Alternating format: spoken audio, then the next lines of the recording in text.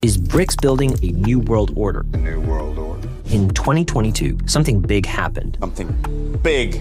Something big. And barely made headlines. For the first time, the BRICS alliance, Brazil, Russia, India, China, and South Africa, officially surpassed the G7 in global GDP when measured by purchasing power. And with countries like Saudi Arabia, Iran, Egypt, and the UAE joining in 2024, we have to ask, is BRICS quietly becoming a real challenge to US global dominance? I think it's going to be a real challenge. The shift in power. For decades, the US led the global order through the dollar, military power, and institutions like the IMF and World Bank. But cracks are showing. Why?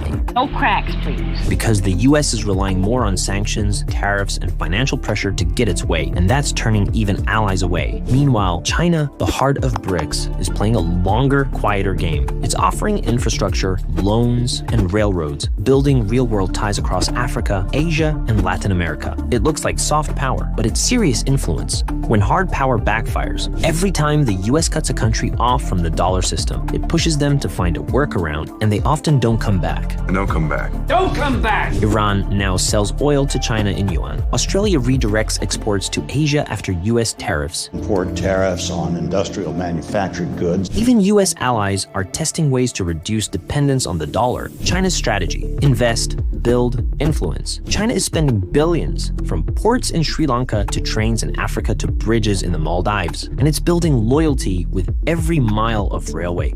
So what happens now? No matter what happens, The dollar still dominates global trade, but the conversation is shifting. It's not just about money anymore. You're right, it's not just about money. It's about trust, stability, and long-term relationships. And the big question now is, can the US lead without pushing others away? Don't push me. Or will the world quietly move on without it? Let's discuss it in the comments. Is BRICS a real threat or just a new acronym with big headlines?